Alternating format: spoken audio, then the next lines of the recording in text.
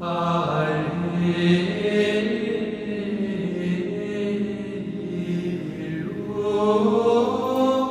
María Purísima, sin pecado concebida.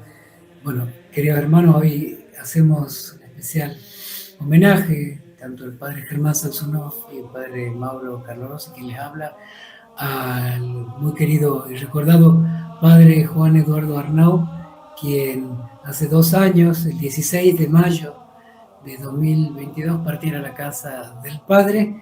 Queremos hacer un sentido homenaje a esta figura sacerdotal grande, hermosa, maravillosa, histórica y profundamente sabia, que hemos tenido la gracia de Dios de poder conocer y acompañar por muchos años.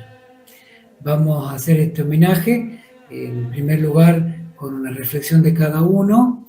Después vamos a comentar un poco la actualidad de los dos principales legados fundacionales del padre Eduardo, que es la Fundación San José y sobre todo el Oratorio de San Felipe Neri.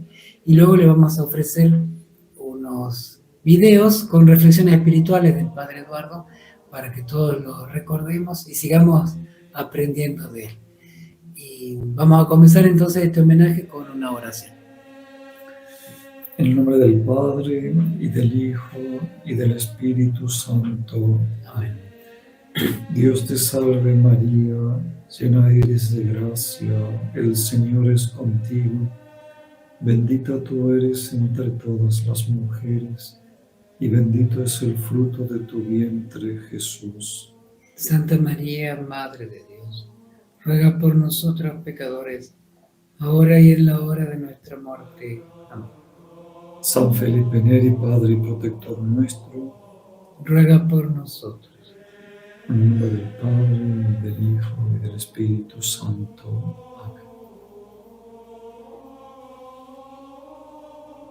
Ahora el padre Germán va a hacer una breve reflexión personal en torno a estos 2 años de ausencia del padre Eduardo, de ausencia terrenal, pero de presencia espiritual del padre Arnau, que nos sigue guiando. Luego yo hago mi reflexión y luego cada uno va a hablar sobre la actualidad, la realidad tanto del Oratorio San Felipe Neri como de la Fundación San José. Queridos hermanos, bueno, no me deja de ser extraño hablar del padre Arnau, al que tenemos siempre muy presente, nos sentimos siempre con él en medio de esta obra, como si fuese que está simplemente lejos. Y en estos 2 años uno va viendo, redescubriendo algunos aspectos de su vida, de su personalidad, tantos recuerdos, por supuesto, sale a cada rato. Es muy grato, ¿no es cierto?, de esa manera vivirlo y dar gracias al Señor, ¿no? Pero bueno, lo que uno tiene, o por lo menos yo digo ahora en el corazón, lo que uno va viendo, lo que va o redimensionando entre tantísimas cosas, como se imaginarán ustedes que lo han conocido, es su capacidad de encuentro con la realidad y de confianza. Ese encuentro con la realidad brutal, de frente, sin excusas, sin ningún tipo de filtro, y por tanto, y digo la confianza no solo en cuanto a problemas, sino en cuanto a capacidad de desafío, de emprender desafío. No querer disfrazar la verdad, justificarse o suponer que ya va a pasar esto o que va a ser distinto. No, encontrarse con la realidad que es la voluntad de Dios y emprender los desafíos necesarios, ¿no? Él mucho lo habló también en torno a la oración. La oración, si bien tiene miles de vertientes, hasta sus ramas más contemplativas, para el padre Eduardo la oración era el momento de aceptar la voluntad de Dios, tomarla como es, y para él lo primero, inmediato, era salir de la capilla o del tiempo de oración habiendo descubierto la voluntad de Dios, saber cuál era, o sea, eminentemente práctico, pero también eminentemente dado a la voluntad de Dios con confianza, ¿no? Ese aspecto de saber encontrar la voluntad de Dios y aceptarla como sea, y emprender los desafíos con todo el desgaste y con toda su salud, con todos los desafíos que tenía a nivel tanto de la fundación como de la congregación y de la situación eclesial que estamos viviendo,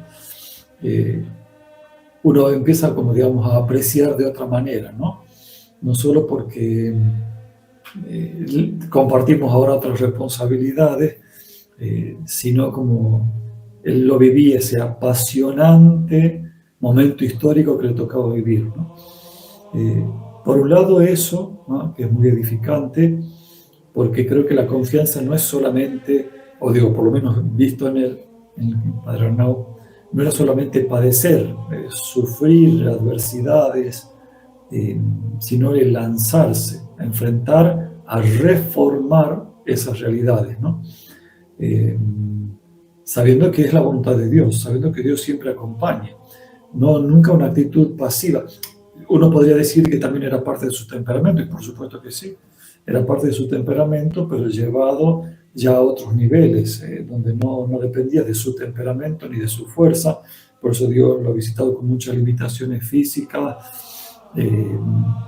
de salud, también con el desgaste de toda esta obra, y sin embargo, él sabía que tenía que confiar, sabía que tenía que entregarse, sabía que tenía que seguir haciendo. Entonces, la confianza como desafío, como actitud emprendedora, no solamente como el padecer o el confiar en medio de las cruces, problemas, sino ese saber que, ya lo dije, hay que reformar la realidad. Es la realidad que nos es dada, que nos pide Dios con esta realidad. Digo porque a veces se generan, podemos tener la tentación nosotros de generar subterfugios, de bueno, solamente hay que esperar, solamente hay que padecer, etc. No, claro que hay que esperar y hay que padecer, pero con esa actitud totalmente confiada, decir esto, para este tiempo, Dios nos ha llamado. Entonces, por eso está muy dentro la conciencia total de la misión. Él desde niño quiso ser sacerdote, llegó a serlo, y toda la misión que le llevó el Señor a hacer como sacerdote, con Cristo hoy, con la congregación, es parte de esa conciencia de la misión. Y lo ligo con otro tema, que es una frase que la vivía muy fuertemente. La misión en este tiempo de vida, la temporalidad. Si bien el Padre no se preparó, evidentemente hemos encontrado algunos signos, ¿no es cierto?, de cómo él ya estaba muy preparado para la muerte, pero él tenía una conciencia muy clara de la temporalidad, y no lo vivía amargamente, sí urgía, etcétera, pero era muy consciente que la vida, la misión se acaba, hay que cumplirla al máximo con todo empeño hasta el último momento, no dormirse, no soñar, no hacer poesía, sino consumir hasta el último tiempo. Por eso esta frase que solía repetir mucho: solo vale la pena vivir por aquello que vale la pena morir. Por lo cual serías capaz de morir, o sea, por supuesto, nuestro Señor Jesucristo, la misión de la iglesia, la misión de salvar las almas, la evangelización. O sea, solo vale la pena vivir por eso, por lo cual darías la vida, por lo cual merecerías morir, consumido como él, ¿no es cierto?, en esta obra del apostolado, de la evangelización. Por eso, digo, él era muy consciente del tiempo, de lo corto que es la vida, de toda la temporalidad como misión, como una etapa nada más, a lo que hay que vivir intensamente, y de hecho lo vivió intensamente. Nunca planificaba descanso como tal o etapas, no, él veía una etapa para la próxima, un tiempo de quietud, un tiempo de una etapa, por ejemplo, como fue la de Mercedes, de sosiego en cuanto al lugar, el verde, un poco lejanía de la ciudad como distracción, como ruido, ¿no?, en cuanto a la elaboración de la vida comunitaria, el crecimiento de la vida comunitaria, pero como una etapa para otra, ¿no?, para otros desafíos, como de hecho surgieron las ediciones internacionales, bueno, todo lo que ustedes ya conocen, ¿no? Y bueno, y por último, simplemente compartirles que lo vivimos presente al Padre Arnau, no solo porque salgan comentarios, sino porque estamos como embarcados en la misma obra. La obra continúa. Si hubiese habido un cambio radical u otra cosa, uno diría, bueno, el Padre Anof fue una etapa, pero como esa etapa sigue siendo la misma, sigue viva, digo que parece que el Padre Anof estuviese simplemente en otra provincia y seguimos haciendo todo y coordinando todo, ¿no? Así que creo que verdaderamente está guiando todo desde arriba, trabajando con nosotros y se hace, ¿no es cierto?, así presente, o nosotros seguimos presentes en la obra que Dios ya nos encomendó desde el principio y lo seguimos haciendo con Él. Así que bueno, un sentido homenaje y por supuesto nuestra oración siempre por el Padre Arnau y pidiendo su intercesión para que esté siempre presente, nos acompañe, no nos deje errar, nos guíe en todo. Y nos sigue tirando las orejas cuando erramos, cuando estamos haciendo las cosas menos perfectas de lo que deberían salir para Dios, ¿no? Bueno, también unas breves palabras de reflexión sobre estos 2 años y sobre todo sobre la figura del Padre Eduardo. Como decía el Padre Germán, lo sentimos presente y siempre pedimos su intercesión.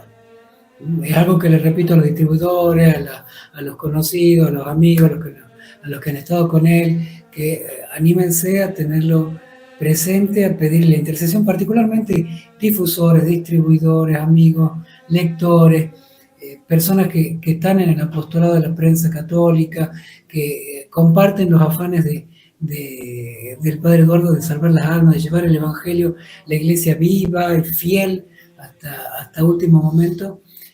A pedirle su intercesión por los problemas económicos, por los problemas de salud, por la angustia e incertidumbre que nos toca vivir, políticas sociales y religiosas que nos toca vivir en estos tiempos. Pedirle que Él nos enseñe el camino, cómo perseverar la fe, ser fiel en la fe.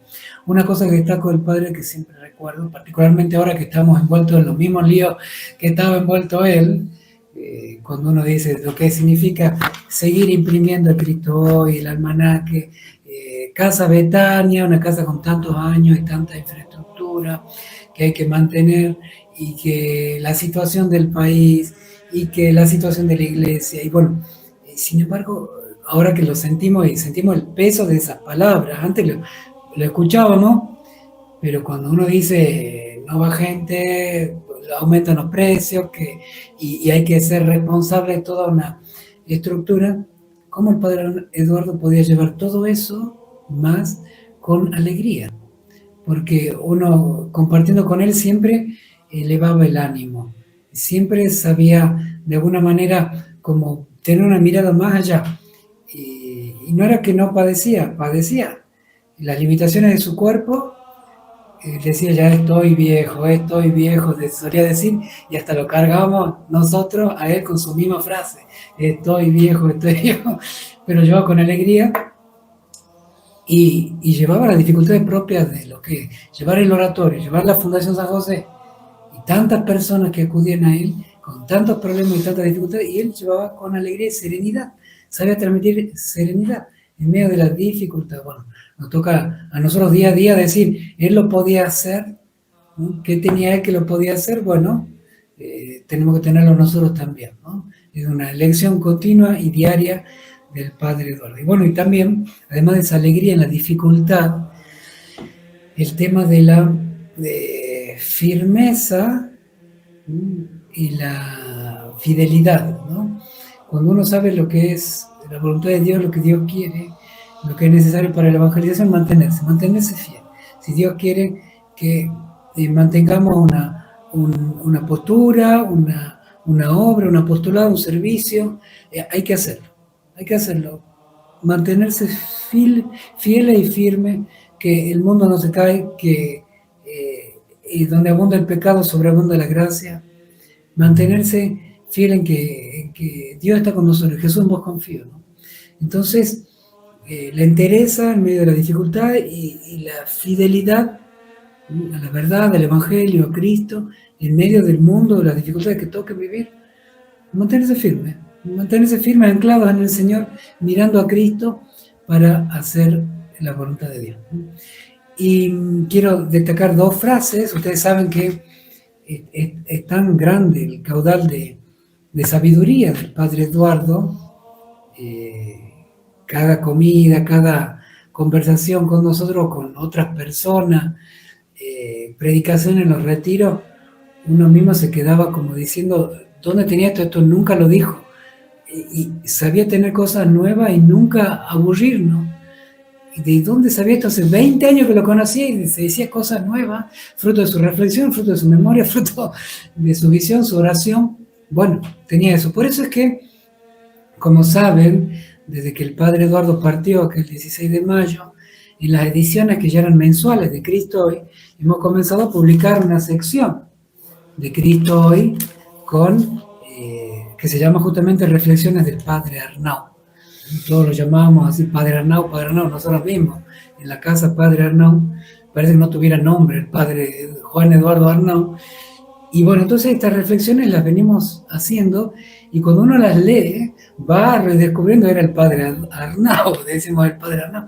Entonces, comparto con ustedes dos que tienen ese tono picaresco del Padre Eduardo y a la vez tan encarnado, tan aterrizado, tan real y tan profundo, ¿no?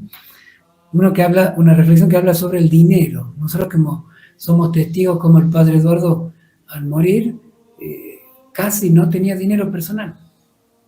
Casi no lo tenía. Entonces, bueno, realmente vivió lo que escribió. Y eso vamos a compartir lo que escribió. El dinero pretende ser providencia, que todo lo asegura para que tengamos la ficción de creer que no dependemos de Dios y de los hermanos.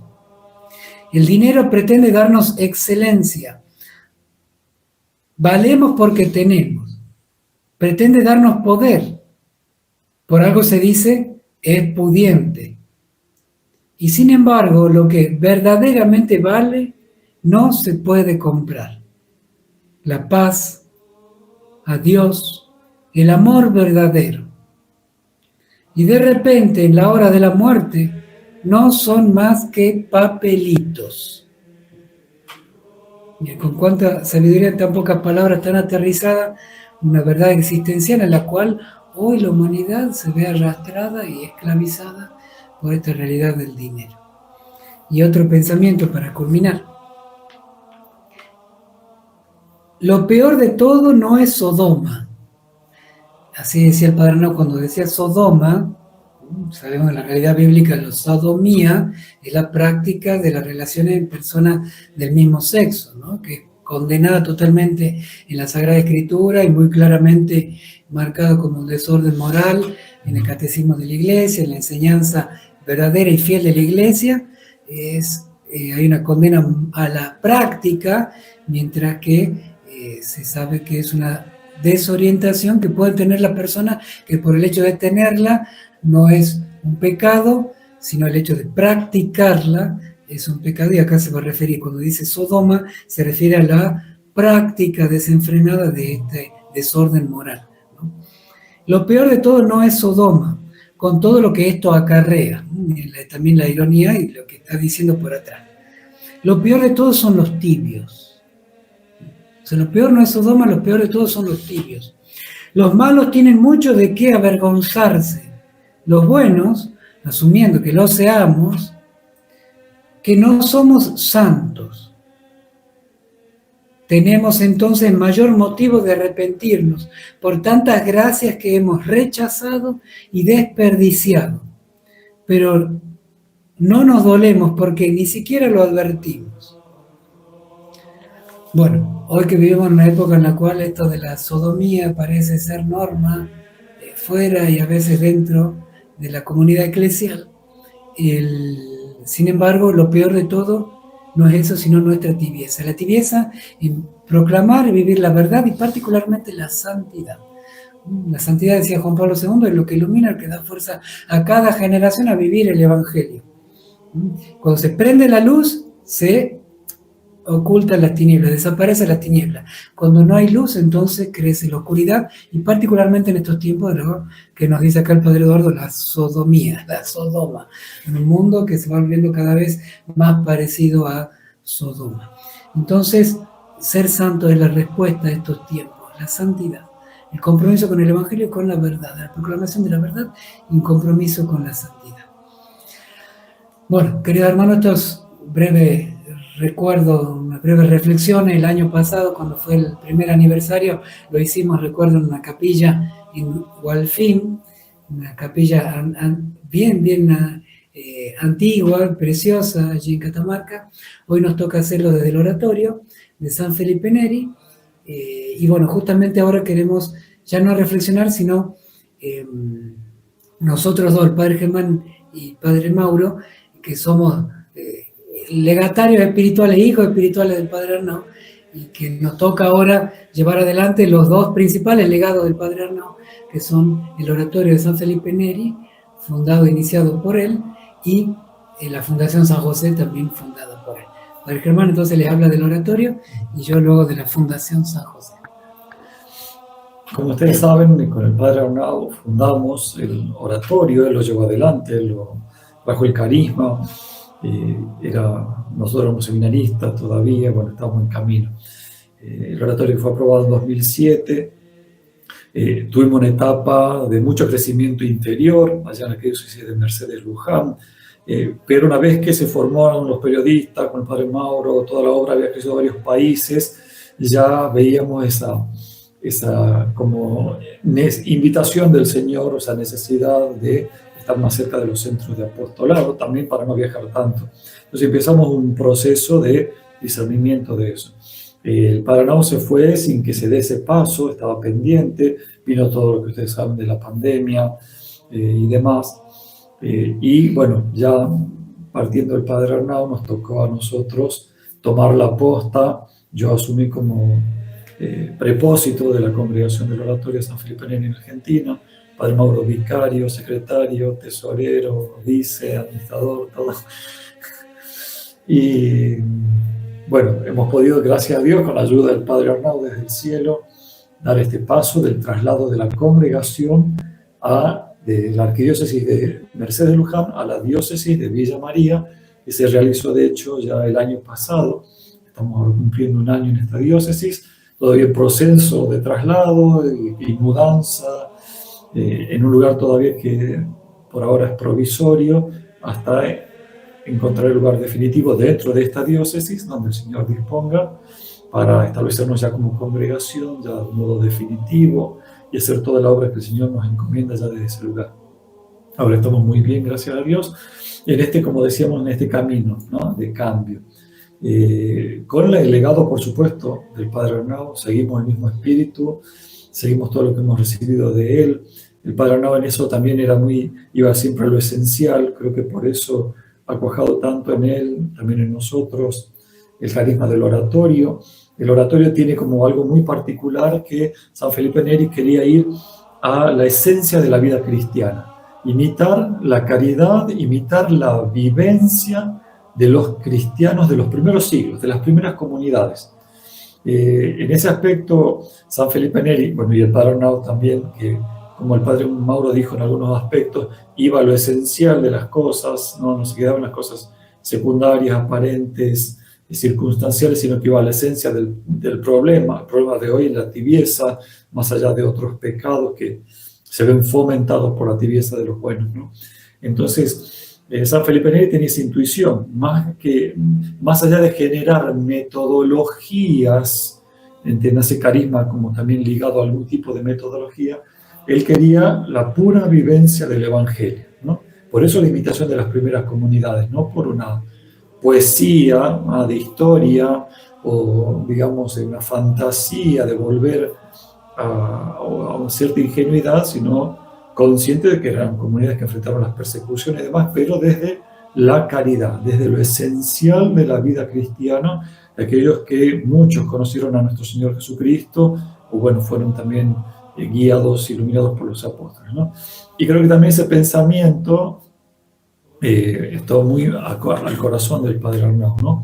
Esa capacidad de ir a lo esencial. De hecho, como ustedes lo conocían, ¿no es cierto?, no era muy dado a ciertas metodologías, sino que iba puramente a lo esencial, tanto en la evangelización como en la misma vida comunitaria. Siempre estar eso, creo que ante cualquier situación nueva, él iba a lo esencial, bueno, su capacidad intelectual, pero también su deseo de buscar la voluntad de Dios, como dije en mi reflexión, ¿no?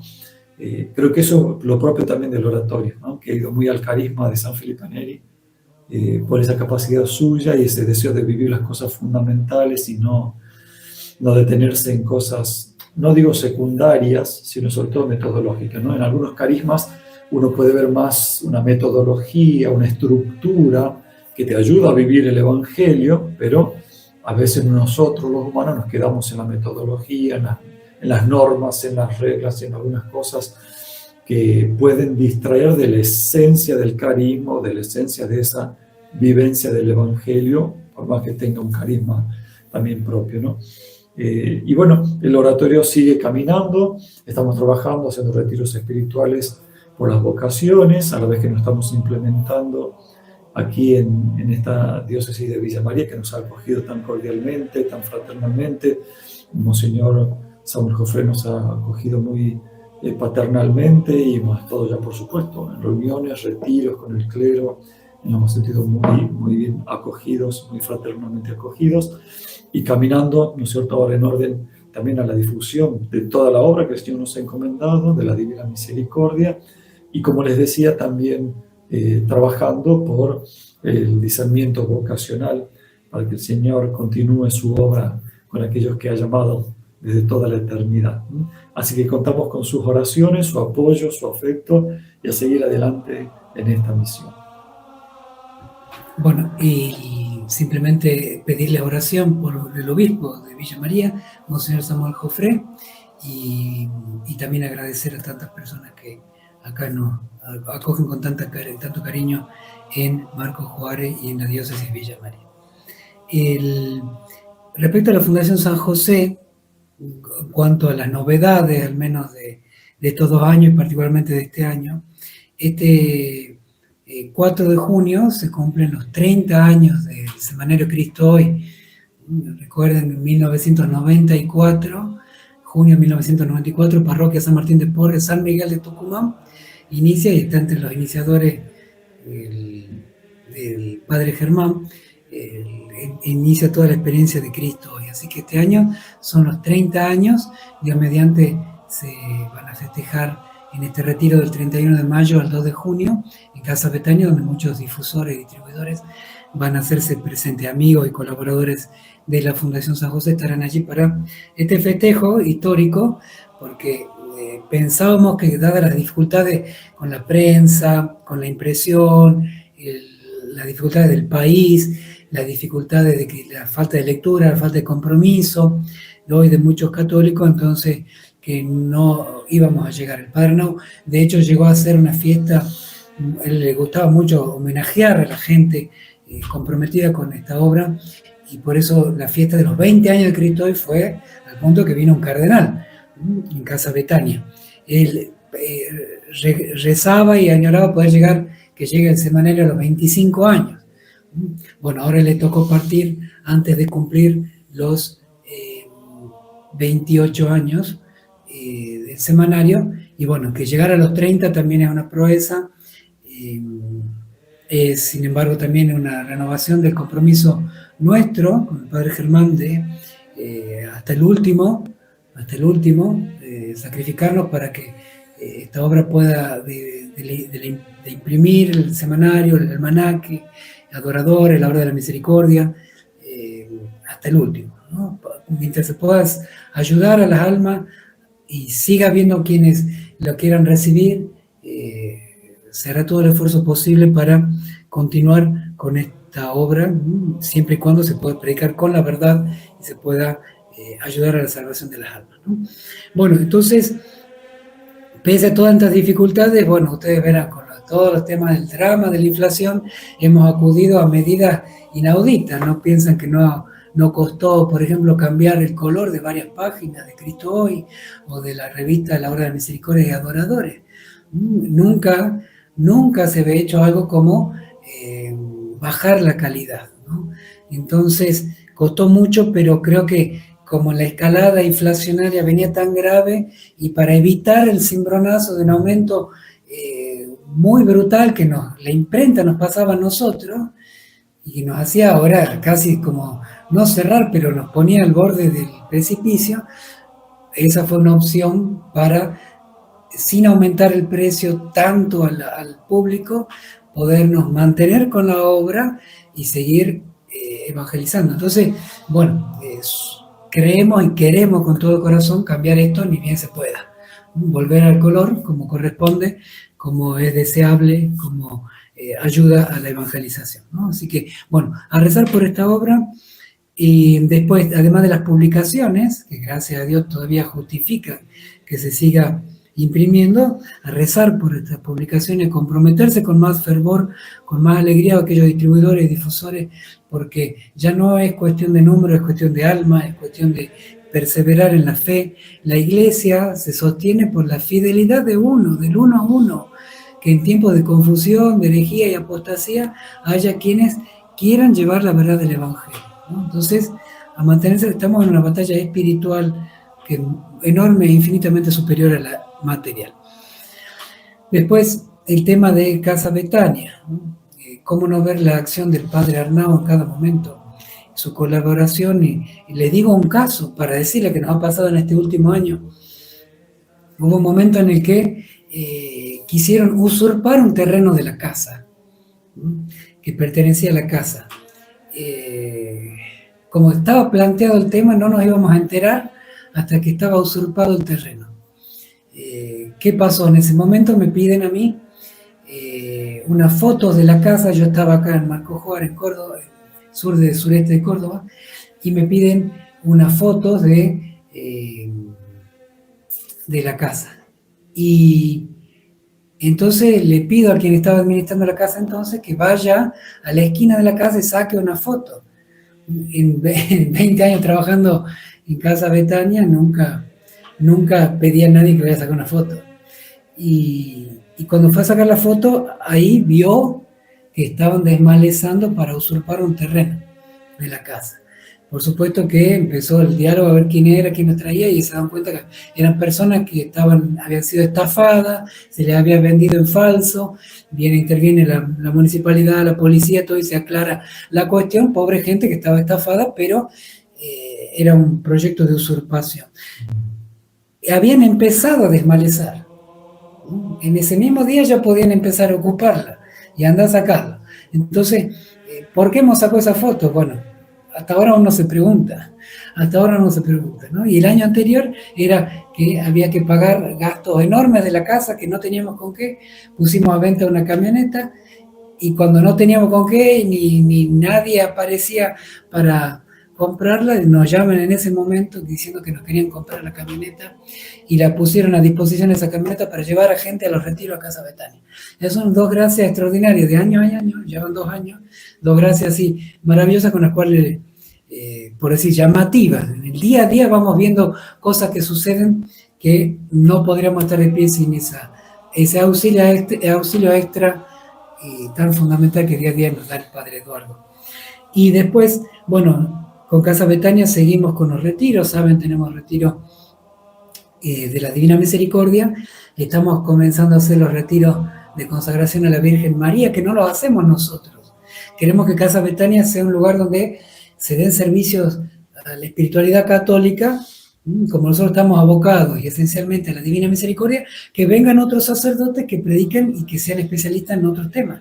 De la consagración a la Virgen María va a haber un retiro para matrimonios. Atención, estamos dando la novedad, Dios mediante, fines de julio, retiro para matrimonio, retiro encuentro para matrimonio, ayudar, fortalecer, salvar, rescatar matrimonios, con personas capacitadas para esto. Así que atención, porque dentro de poco vamos a dar a conocer todo esto, que Casa Betania dé refugio también a los matrimonios, ¿no?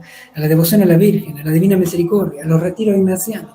Hay proyectos porque hay vida, porque hay inspiración. Y después, bueno, por supuesto, agradecer a las personas que se sacrifican enormemente, a la Fundación San José, para que toda esta obra pueda seguir adelante. No se podría hacer todo lo que se está haciendo sin el sacrificio diario, continuo, perseverante de varias personas que por encima de lo económico están sacrificándose. Así que un agradecimiento enorme a todos ellos, a todos los amigos y colaboradores que están haciendo que Casa Betania pueda resurgir de las cenizas. Y después el apostolado virtual, seguimos con las transmisiones diarias, hemos cumplido 4 años, transmisiones diarias a las 3 de la tarde, con la Hora de la Misericordia en vivo, los cursos mensuales que hemos comenzado en noviembre, una vez al mes, un curso mensual que hacemos en la Divina Misericordia, lo hacemos en este mismo lugar. Hemos comenzado a hacer mejoras, por ejemplo, los cortos, videos cortos de 1 minuto, un poco más, sobre la Divina Misericordia, tomando videos de antes, pero haciendo videos cortos en las redes sociales, ya que están de moda los videos cortos. Vamos a evangelizar esta franja etaria que por ahí no ve cosas más largas, no lee las publicaciones nuestras, no va a los retiros, pero un video corto por ahí siempre puede ser una semilla que pueda ser determinante para alguien. Y después, en los audios que hace el Padre Germán desde hace más de 6 años, 7 años. Sí. Van a ser 7 años de audios diarios comentando el Evangelio a la luz de la Divina Misericordia.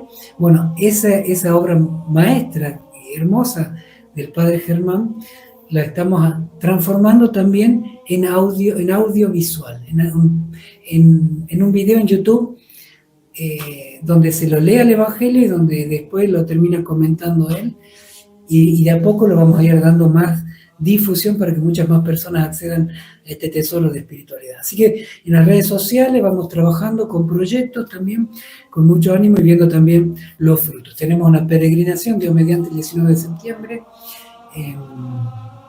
a primera etapa Santuario Mariano en Europa, y luego Polonia, y después Medjugorje. Así que las actividades siguen, los proyectos siguen. En medio de las crisis vemos también que la gracia de Dios, la intervención del Padre Arnau nos hace estar vivos, fieles, en tiempos también de gran dificultad, de gran abandono de la fe, de gran negación de la doctrina de siempre de la fe.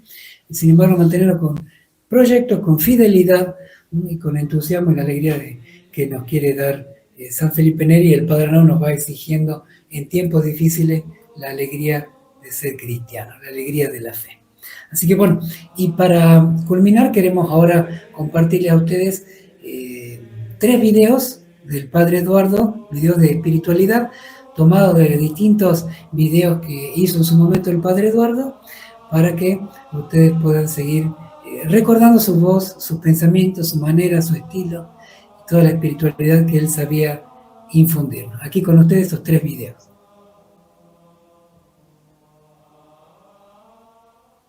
Vamos a pedir que el Señor nos ilumine con las luces del Espíritu Santo, invocando su acción. Recemos entonces al Espíritu Santo.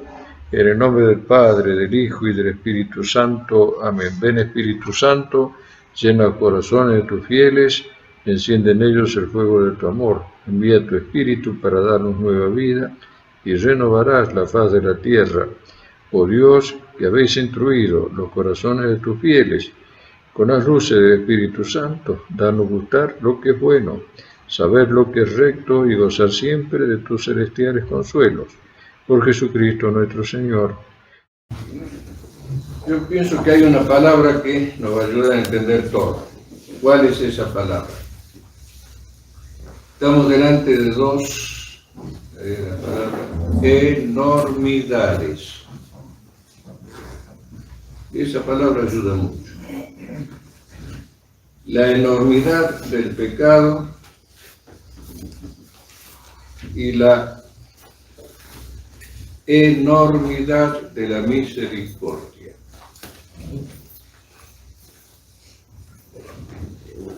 Hay mucha gente que, por ejemplo, dice, ¿cómo es posible que por un pecadito una persona que, por ejemplo, faltó a misa el domingo, murió en pecado mortal, se vaya para siempre al infierno? ¿Cómo que no hay una desproporción entre un mal limitado y un castigo ilimitado? Bueno, cuando nos hacemos este tipo de planteos, significa que no hemos bajado nosotros al núcleo profundo y misterioso de lo que es el pecado. El pecado es una enormidad. ¿Y cómo sabemos que el pecado es una enormidad? Bueno, la existencia del infierno nos habla de que debe ser una cosa grosa, para que Dios, que es sabio, que es bueno, que es justo, aquí estamos hablando sobre todo de un Dios que es justo, que es retributivo, aplique una punitiva que a nosotros nos parece desproporcionada. ¿Cuál es el problema que tenemos nosotros cuando vemos el pecado? Pensar que el pecado es el chico que es vago y que después porque es vago se va a hacer borracho, se va a hacer drogadicto, se va a hacer ladrón y va a terminar en la cárcel manchando el nombre de la familia. Entonces juzgamos el pecado desde nuestras pequeñas moralinas. ¿Qué significa que nosotros juzgamos el pecado desde nuestras pequeñas moralinas? Bueno, que el pecado es hasta donde el beso, hasta donde la minifalda, hasta donde el abrazo, ¿comprendes? Que el pecado lo vamos a estar midiendo con una regla. A ver, el beso es hasta acá, la minifalda hasta allá. Algunos decían que San Roque era el patrono de la minifalda, porque San Roque tenía el dedo puesto en la llaga, entonces Roque decía hasta acá nomás la rodilla. Entonces todos creemos que el pecado es la moralina. Podés decir una mala palabra, no cuando la podés decir. Bueno, la casuística abarca también, para nuestra tranquilidad de conciencia, todos aquellos parámetros donde nosotros vamos midiendo la probidad moral de nuestra persona. Porque nosotros somos lo que hacemos. Si somos personas corajudas, prudentes, somos valientes, porque el valiente no es un temerario, un alocado, un imprudente.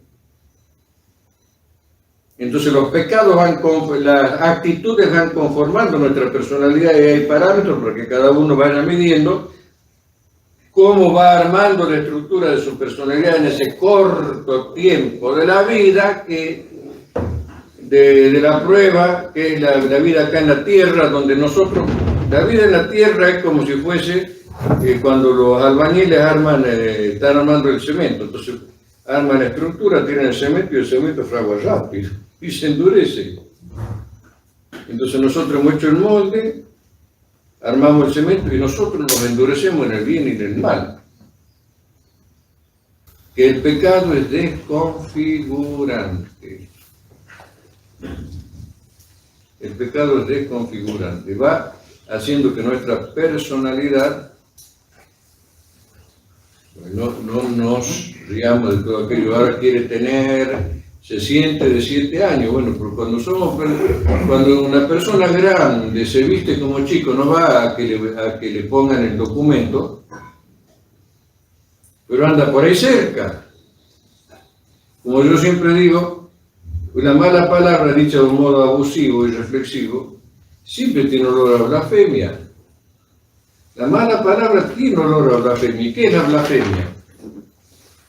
La blasfemia es el lenguaje de los condenados. ¿Y qué es la alabanza? Aleluya, que alabanza es el lenguaje de los redimidos, que alaban. ¿Y qué van a alabar? Cómo Dios ha redimido a los hombres. Cantaré eternamente la misericordia del Señor.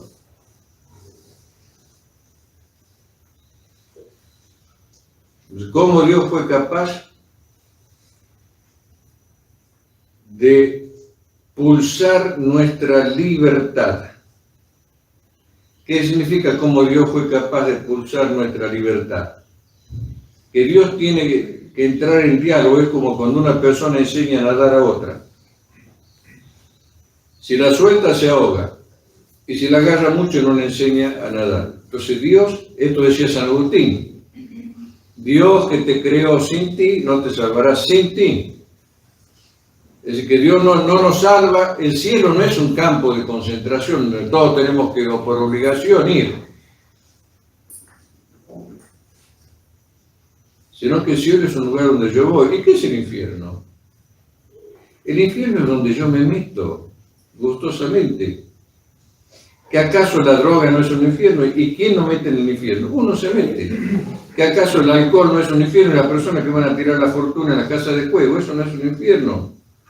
Para buscar adrenalina, en vez de tener la adrenalina puesta en la trama ordinaria de nuestra vida, de que el pecado es un profundo misterio. Y lo que nos enseña a nosotros saber qué es el pecado, para creer que el pecado no es una practicidad, una moralina, que el chico está medio vago, medio rebelde y cosas por el estilo, sino que el pecado es algo que anida en nuestro corazón y termina poniendo la cruz a los seres inocentes, como Cristo.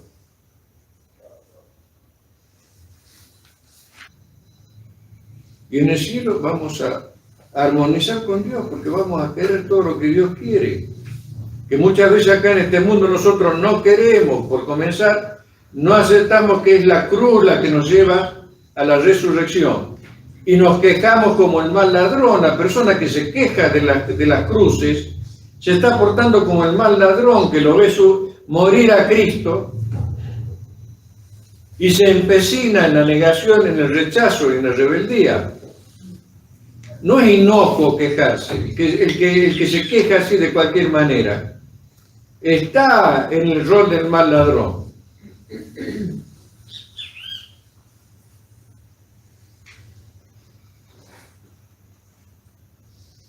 Y Dios quiere llevarnos por sendas de la enormidad de su misericordia, que se deja ultrajar de la forma. Cuando uno estudia la pasión de Cristo, uno ve el infinito amor de Dios y la devoción de Jesús misericordioso nos enseña cómo Dios, como es Dios y sabe absolutamente todo, cuando ofrecía su sacrificio salvífico pensaba en cada uno de nosotros. Tantum ergo sacramentum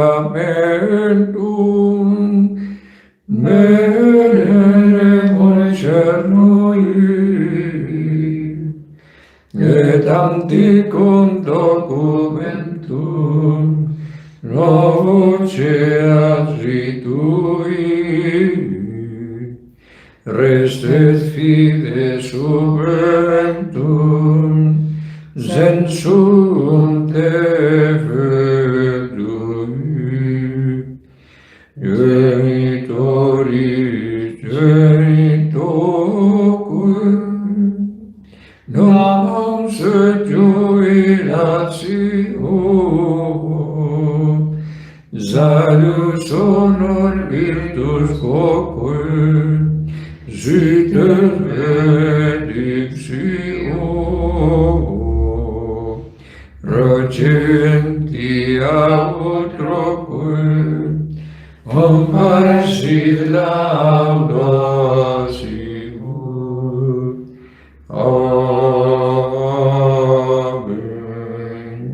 Amén. Siempre decimos que cuando aquellos que crucificaban a Cristo pensaban que lo estaban manejando el mismo Dios, ellos contribuyen al plan de Dios. También Santa Faustina dice, todos contribuyen al plan de Dios.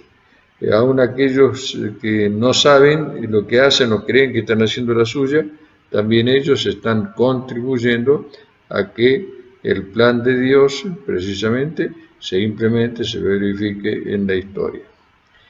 Las grandes espiritualidades, y yo me refiero a las contemporáneas, necesariamente tienen que tener una palabra acerca del curso de los acontecimientos. Me refiero a la espiritualidad de Fátima y a la espiritualidad. Además, el título dice precisamente, habla al mundo de mi misericordia, al mundo que está envuelto en las circunstancias epocales del desenvolvimiento de la historia, acorde a cómo se va a ir vanando, cómo se van desarrollando los acontecimientos. Entonces, la de Fátima, la Virgen que vino, nuestra Madre, que vino del cielo a la tierra, a darnos su palabra. Y esto es tan importante, que en un estudio hecho por la Universidad Católica de Milán hace no mucho tiempo, determinaron que lo que más ayudaba para la fe de las personas, para aquilatar, afirmar, consolidar la fe, eran las apariciones marianas, por cuanto que era una explicación en la cual aquellos acontecimientos donde parece que el potro de la historia se ha encabritado y Dios ya no maneja las riendas de la historia, no, todo estaba previsto. ¿Qué es lo que hacía nuestro Señor Jesucristo cuando le decía a los apóstoles que iba a tener que ser capturado por manos de sus enemigos, que lo iban a prender, que lo iban a torturar y que lo iban a matar? Entonces el Señor había querido decirle todo esto precisamente para que cuando ocurra no crea que había un fracaso, sino que se estaban cumplimentando los planes de Dios, y los planes de Dios son siempre sorpresivos. Ya estamos cerca del nacimiento y nosotros nos hemos acostumbrado a cantar villancicos, a hacer el pan dulce y todo lo demás, pero en aquella época decía, ¿cómo es posible que un Dios nazca tan pobremente? Esa es una postura ridícula y atea, es una fantasía extraviada, es una estrafalariedad. ¿Para qué vamos a decir de la muerte del Señor en la cruz?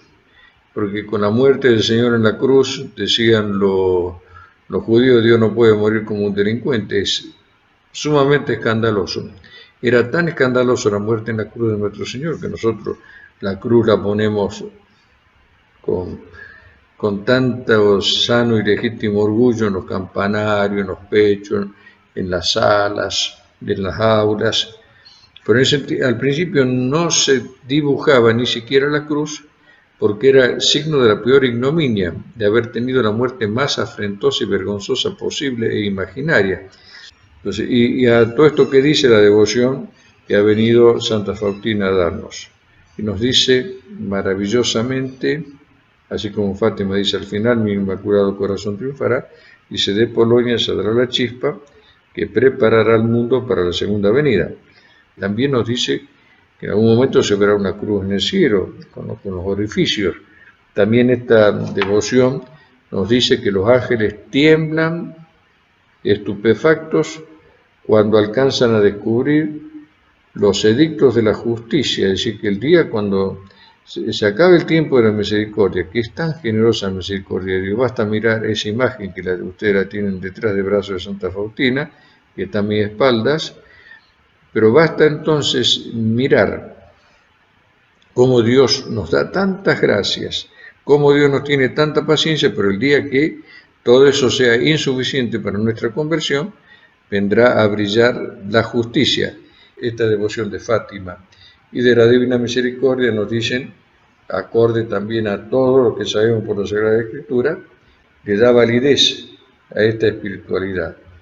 No es una mera devoción que nosotros tenemos que tener como fruto de una piedad personal, sino que es aquello que ilumina nuestra inteligencia para que advirtamos, para que sepamos de que Dios está actuando maravillosamente en nuestro mundo, a pesar de que se ha destruido tanto y de que aquellos que han pergeñado planes tan audaces, tan malignos, no hacen otra cosa sino servir y ser instrumentos de la providencia de Dios, como aquellos que clavaban a Cristo y que no se dan cuenta que ellos que están crucificando la cristiandad, este es el pecado contra el Espíritu Santo, porque la cristiandad se formó estamos en tiempo del Espíritu Santo, pero Dios querrá que esa cristiandad se purifique absolutamente y de allí renazca ese mundo nuevo que todos anhelamos. Bendito sea Dios. Bendito sea Dios. Bendito sea su santo nombre. Bendito sea su santo nombre. Bendito sea Jesucristo, verdadero Dios y verdadero hombre. Bendito sea Jesucristo, verdadero Dios y verdadero hombre. Bendito sea el nombre de Jesús. Bendito sea el nombre de Jesús. Bendito sea su sacratísimo corazón. Bendito sea su sacratísimo corazón. Bendita sea su preciosísima sangre. Bendita sea su preciosísima sangre. Bendito sea Jesús en el santísimo sacramento del altar. Bendito sea Jesús en el santísimo sacramento del altar. Bendito sea el Espíritu Santo Consolador. Bendito sea el Espíritu Santo Consolador. Bendita sea la excelsa Madre de Dios, María Santísima. Bendita sea la excelsa Madre de Dios, Dios, María Bendita Santísima. sea su santa e inmaculada concepción. Bendita sea su santa e inmaculada concepción. Bendita sea su gloriosa asunción. Bendita sea su gloriosa asunción. Bendito sea el nombre de María, Virgen y Madre. Bendito sea el nombre de María, Virgen y Madre. Bendito sea San José, su castísimo esposo. Bendito sea San José, su castísimo esposo. Bendito sea Dios en sus ángeles y en sus santos. Bendito sea Dios en sus ángeles y en sus santos. Eucaristía. Cristo vivo, real y presente. Una vez un musulmán decía, si nosotros supiésemos que Alá está en tal lugar, todos iríamos a ver dónde está Alá y nadie nos sacaría de ahí.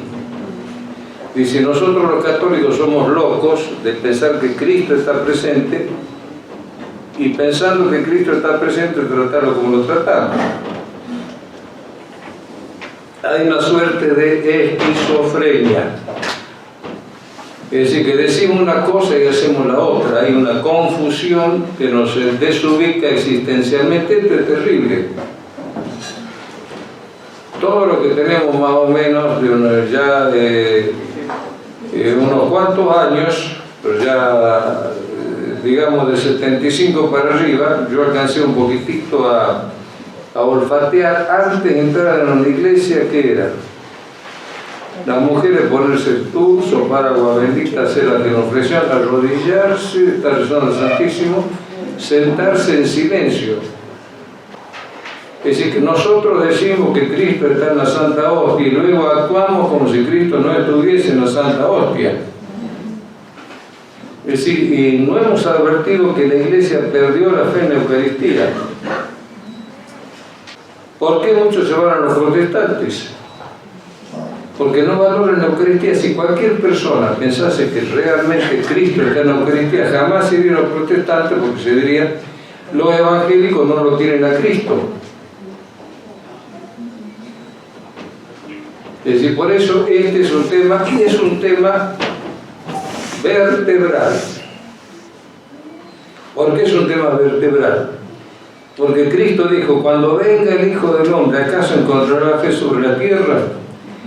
¿Cuál es el drama? La Iglesia perdió la fe en la Eucaristía, no se dio cuenta. Cuando nosotros vamos a hacer una visita al Santísimo, ¿qué estamos haciendo? Somos unos mendigos que sin pedir audiencia comparecemos ante el Rey. Yo quería saber en qué lugar un rey recibe a un mendigo que no pidió audiencia. Entonces nosotros cada vez que vamos a visitar el Santísimo, somos recibidos por el Rey y el Rey está atento a nosotros. Si tuviésemos la energía de aplicarnos con atención a un diálogo interior con aquel que se nos brinda, ¿cuántas cosas conseguiríamos? La Santa Faustina misma dice en una ocasión, la oración de la superiora taladró el cielo. Entonces, no siempre rezamos nosotros de forma que taladramos el cielo. Entonces, cuando nuestra oración taladra el cielo, pero uno tiene que preguntarse, ¿cómo tiene que ser nuestra oración para que taladre el cielo? Bueno, tiene que ser una oración consustanciada con Dios. Es decir, de tal manera que si Dios no la envía, el alma va a decir, si Dios no la envía, tendrá suficientes razones para no enviarla. No es una extorsión que el alma aplica sobre lo divino para que lo divino necesariamente, inexorablemente, tenga que pronunciarse a favor de lo que nosotros le estamos pidiendo, sino que tiene que haber una consustanciación tan grande con lo divino, con Dios. Decir lo divino inclusive es muy peligroso porque eso es budista.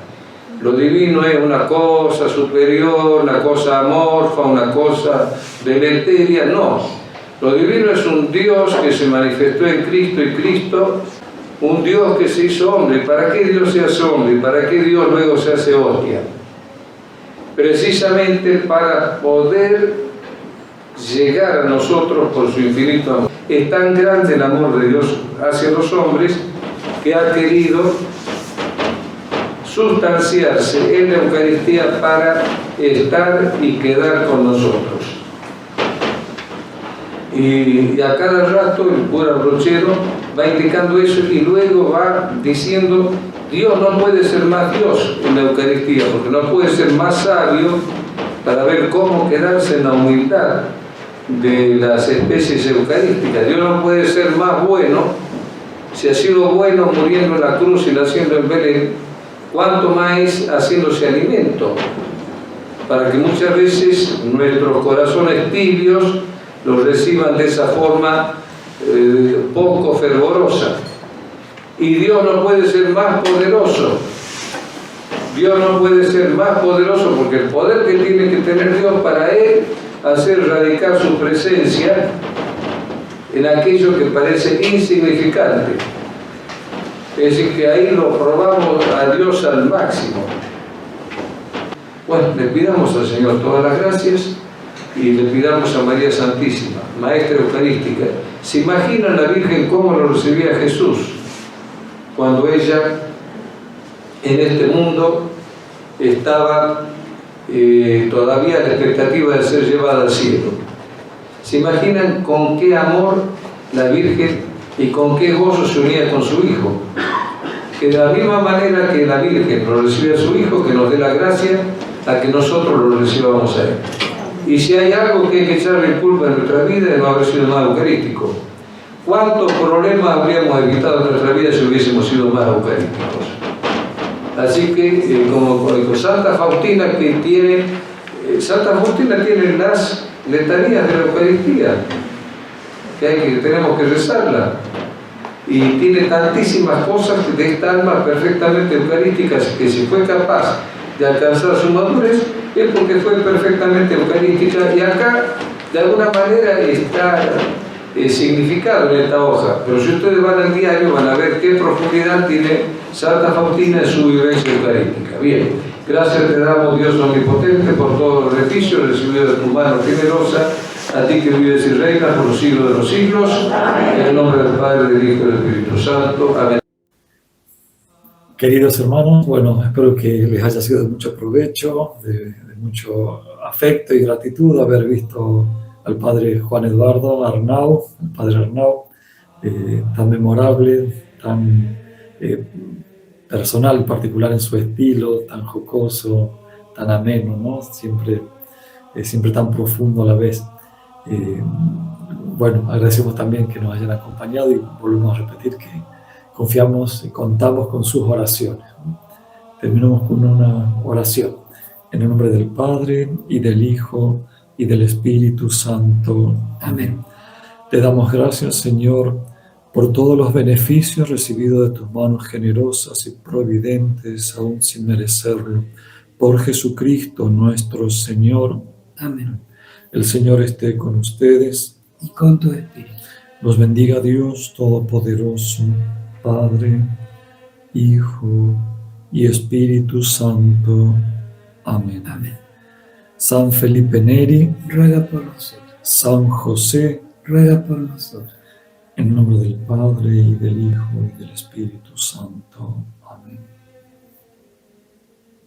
Santo Tomás a todos nos haga fervorosos y que sepamos interpretar la verdad de que es la pasión de Cristo, donde Dios se manifiesta en toda su plenitud, meditando con fervor de nuestra alma todos los días a las 3 de la tarde.